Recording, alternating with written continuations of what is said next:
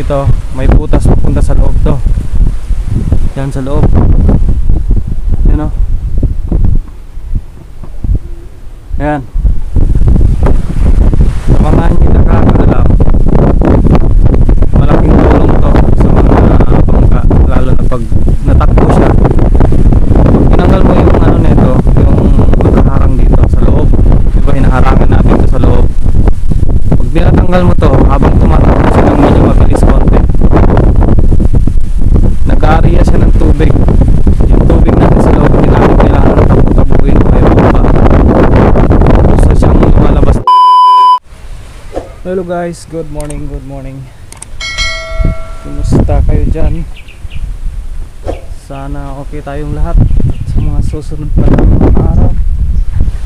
Ayan, nandito pa rin tayo sa isla. Nag-aayos pa rin ng ating ito, bangka.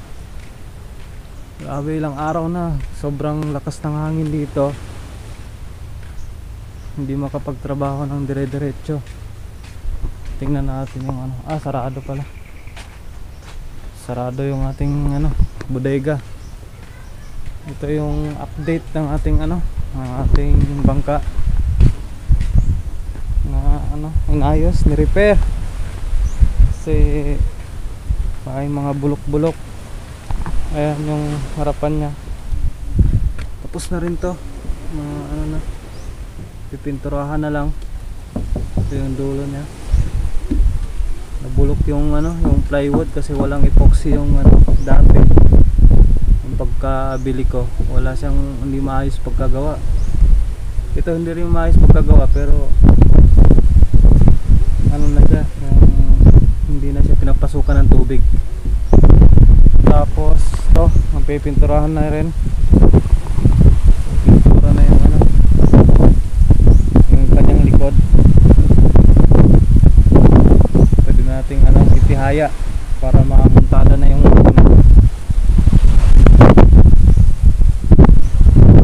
kanyang loob. Ayan yung kanyang loob, hindi pa na pintura. Doon sa loob.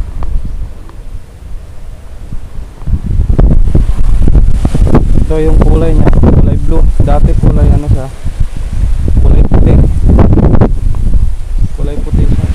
Pinalitan ko ng kulay na kulay sky blue. Tapos ito ibang kulay ito dito. Baka ibabalik ko rin yung black. Tapos ito blue. Sumat din naman dito kalahati paharap hanggang dito sa loob. Kulay ivory. Kulay parang dilaw-dilaw. Mas dark dito.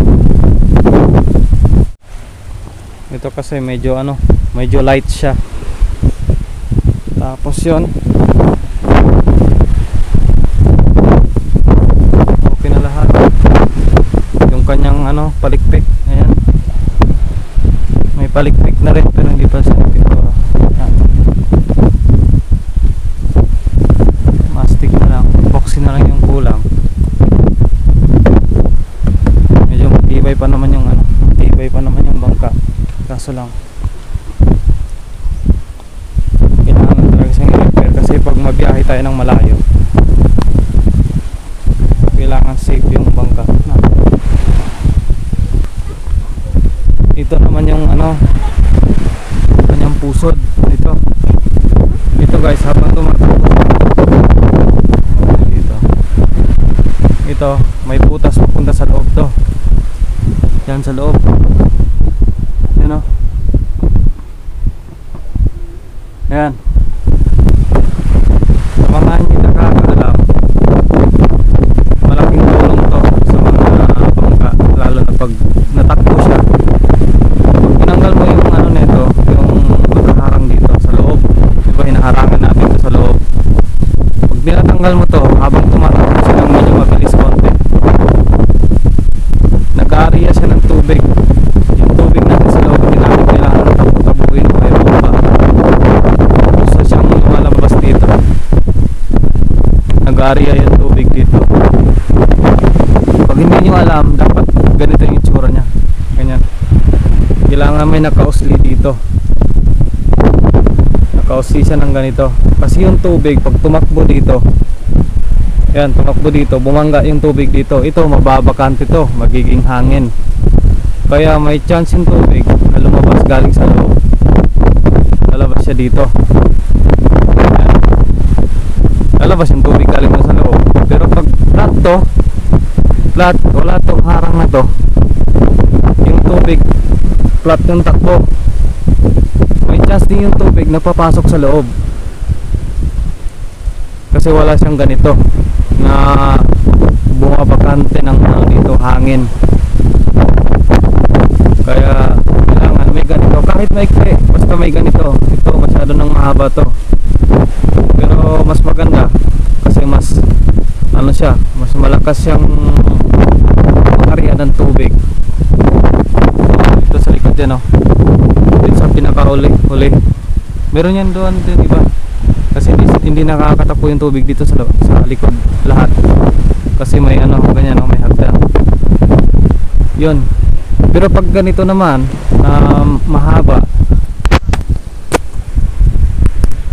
mahaba siya, ano, kahit hindi masyado malakas yung takbo mo, nag-aarya siya ng tubig. Kasi ito, babakante talaga yung hangin dito sa likod. Tatakbo yung tubig, parang ganun siya, oh. Kung ganyan yung tubig. Ganyan yung tubig, oh, di ba may bakante dito sa ilalim. Oh, diyan lalabas yung tubig galing doon sa loob. Sa mga hindi nakakaalam, malaking tulong to. Pero marami na gumagamit nito. Hindi pa ako tao kung hindi ito ginagamit ng mga magulang namin.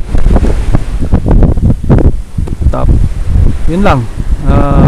Basta malaking tulong to habang tumatakbo yung bangka nyo. Pag may leak yung bangka lalo, kasi hindi natin maiwasan yung tubig galing sa ano, galing sa tubo ng ihi. Yan, automatic siya, lalabas din. Papasok yung tubig, lalabas din.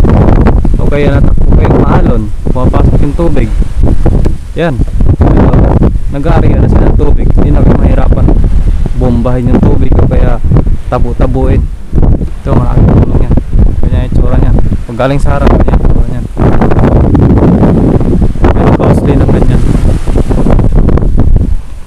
Yun lang, mas maganda yung may ganyan. Tapos yung dati dalawa to dito, kaso lang ngayon kasi flat na yung ano, flat na kasi yan, eh, oh. Isa na lang nilagay, hindi na siya ano. Tapos kasi yung bangka natin mayroon siyang hagdan na ganito.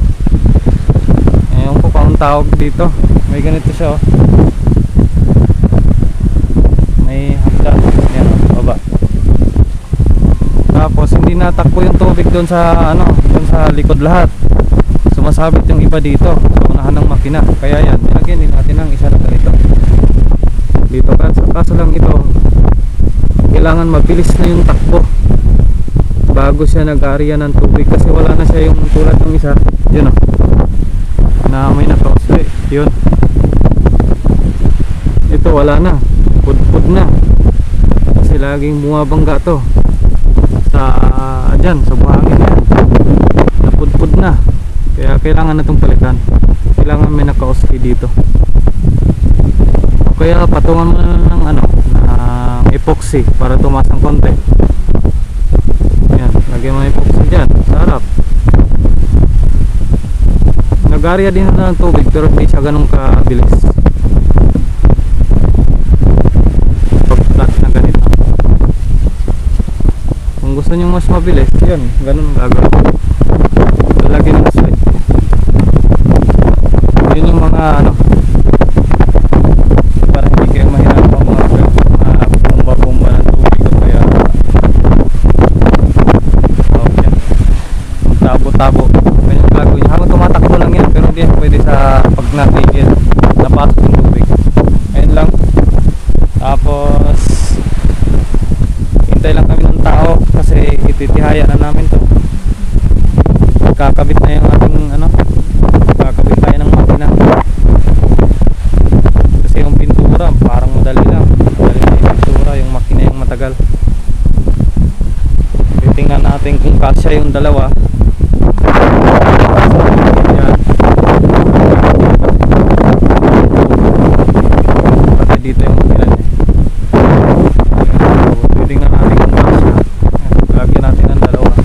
isa lang yung gagamitin na makina, at least may ano na siya, may naka-reserve na isa.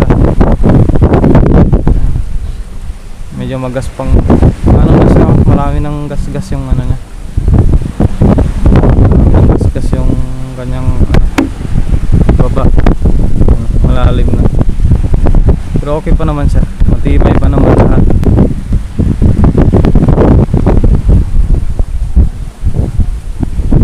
Yung ilalim niya ganyan, nakabaliktad to. Andun yung makina. Ito yung harapan niya. Ayun yung pinalitan naming nabali. Grabe kasi ito sa alon dito. Ayan. Tapos pintura na lang. Tapos yun, mga ilang araw pa bago matapos. Sakto-sakto rin kasi sobrang sama talaga ng panahon ngayon. Nung nakaraan, yung alon umabot daw dito, wala kami dito. Yan o, ito yung harapan, umabot din yung alon. Yan, mula dun. Kasi normal niya yung alon, pag pinakamalaki na agad, dito lang. Dito lang abot.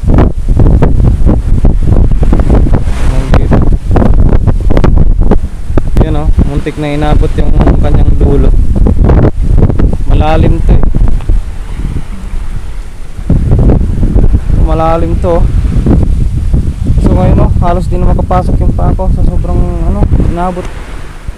Ang pinagtaka ko, bakit lumabas na yung mga ugat ng kahoy doon yun, lumalim to, pero hindi ko alam kung bakit dito umabot na. Doon lumabas yung mga ugat ng kahoy. Sakto din wala kami dito, may rides kami, may lakad kami. May bantay dito, mga pinsan din. Sila na nagbabantay, tinitingnan nila yung buti malalim yung pagkagawa ko ng kanyang patungan. Kung hindi wala, tumba. Sobrang lakas ng hangin dito galing, yung hangin lagi ilang linggo na daw yan, isang linggo na ata straight, sobrang lakas ng hangin galing dito. Hindi ko alam, amihan ba to? Kasi habagat dito eh. Galing amihan ata.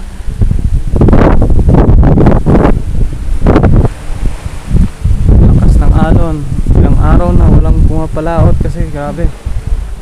Nakakatakot yung itsura paggabi. Ulan at saka hangin, alon. Dito sa amin guys, hindi basta-basta. Kasi nga yung agos ng tubig dito sa amin parang malaki yung dagat, sobrang lakas. Kaya yung alon din, pag nagkasalubong yung alon at saka nagkasalubong yung hangin at saka yung hangin at saka yung agos ng tubig, ng current ng tubig, grabe yung alon. Kasi hindi ko kayang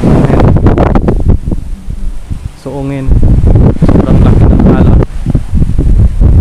Umuwi kami dito, sakto-sakto din yung alon, yung gamit namin, yung maliit pa, kayang-kaya naman kasi lang may mga bata, kaya nakakatakot pag may bata. Pero pag mga lalaki, lahat kaya mga malalaki na, walang problema. Pero pag may bata, nakakatakot. Ayan, okay na to. Ito bagong na to, tapal. Tinapalan ko na ito mula dito.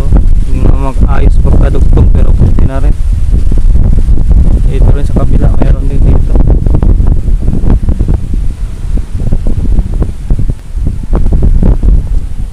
Ang hirap ng bangka na ganito guys, pag taob. Ang haba ng dulo niya kailangan yung ito mataas. Pag mababa, wala, tatama yan sa sa lupa o kaya sa buhangin. Kailangan mataas talaga yung lagayan niya. Yan sobrang taas. Hindi tulad ng mga bangka namin dati, wala yan, malapad pa tong harap. Ito na yung mga style na bangka dito sa amin, ganito na, haba ng baliktad. Yung puwit din, yun, may tuka din, may buntot, mahaba. Ito yung blue niyan, sabi ganon na lang, diretso na lang yan hanggang doon yung blue. Diba? Tapos ito kalahati naman papunta doon sa dulo, sa ilalim, hanggang sa ilalim, hanggang sa ilalim, magkasing kulay din. Tapos ito kulay pula, balik na yung kulay pula. Tapos ito baka itim, pula din siguro.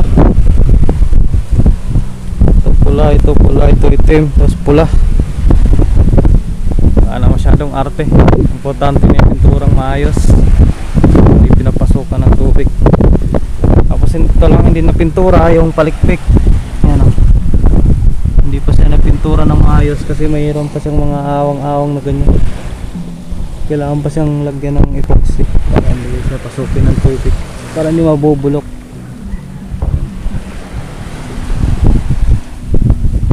Palikpik, sinubukan namin lagyan ng palikpik ng ganyan. Kasi pag wala siyang palikpik guys, yung tubig galing dito sa gilid na to, tumatama siya dito. May parang nakatihaya to eh. Tumatama dito yung tubig galing dito pa, dito tumatama. Pag may ganito, medyo malayo na yung tubig, dito na siguro, bakante na to. Pero kung walang karga, pero pag may karga, wala din, walang silbi to. Pag walang karga lang yan nagagamit, kaya tinatry lang namin kung paano, kasi hindi naman to pang karera, pang ano naman to guys, pang hanap buhay. Kasi pag natapos to, ito yung gagamitin namin na ano, pangingisda. Kasi medyo makina niya dapat yung bagong bili ko na ano, na sumo, na yung kulay dilaw. Tapos yung partner niya yung mega na 16 horsepower na may reduction ba yun? Kaso lang yung inayos ko, okay yung bore niya, kaso lang yung kanyang okay yung bilog ng bore niya, fit pa naman, kaso lang yung sa sobrang tagal nung tambay, nagano siya, parang nagka butlig-butlig ang tawag dyan, parang nagkabutas-butas yung ano, bore dahil sa kalawang.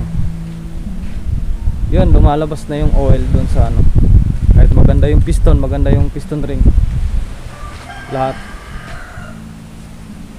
lumalabas pa rin yung oil. Kaya no choice, kailangan namin gamitin yung makina nung yan, maliit na yan, 13.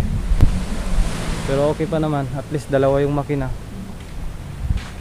Kasi pag pinalitan naman, madali na magpalit ng makina.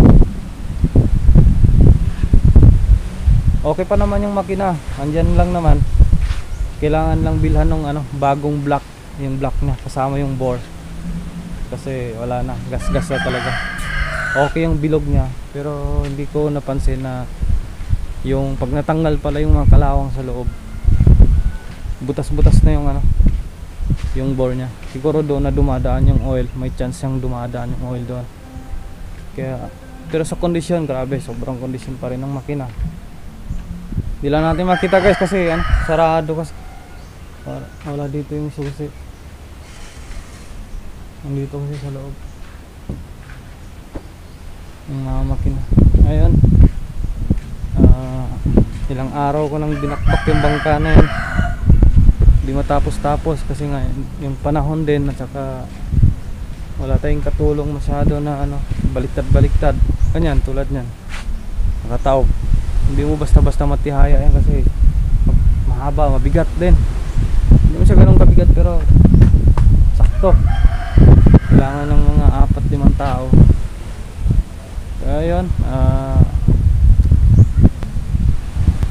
sana mamaya maano natin yan, ma-start natin na ano,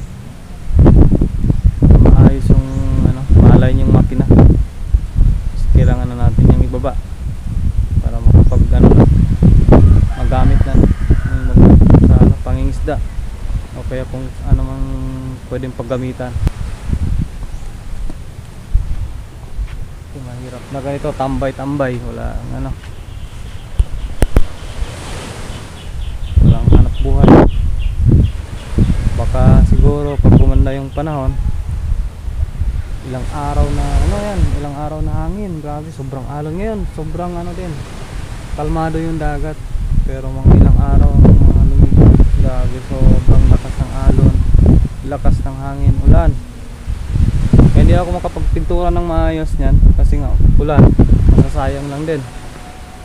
Buti nga kahapon akala ko lumakas yung ulan, hindi naman. Tapos yun, tingnan natin mamaya kung anong magagawa pa natin dyan. Yan, excited na rin ako guys na may babayan, may test run natin. Makita natin kung may improval ba yung takbo niya pag dagdagan ng isang makina. Ayan, kita siya nga pala guys. Ito yung sinasabi ko kaninang ikakabit natin ng makina yan, yung bago nating bili. So itong 13 horsepower na ano, luma, hindi po yan Honda, ano lang yan, cover lang yan, pero ibang brand yan. Yan ang ikakabit natin, dalawa na yan. Medyo malaki lang yung isa, ito maliit, pero okay lang yan, at least dalawa yung makina. Yun yung makina niya dati, yung Proquip na ano, madilim eh, Proquip na hybrid, yung may tubig. Yun yung makina niya dati kasi sobrang bigat. Ito nga pala yung makina na isa, yung ano, yung sabi kong inayos natin pero hindi naayos kasi yung bore nya ano, may problema. So yun, makina na to, Mega na may reduction yun ha. Yan ko kung makikita. Pero okay pa naman yung gamit niya, lahat yan okay yan lahat, maliban sa black, itong black nya, itong kaha kailangan palitan. Pag napalitan to, goods na yan, wala nang problema, okay na lahat. Kaya for the meantime ito muna, pero ito kanya talaga to, pero yan hindi, pero yun nga, pansamantagal yan muna yung makina nya.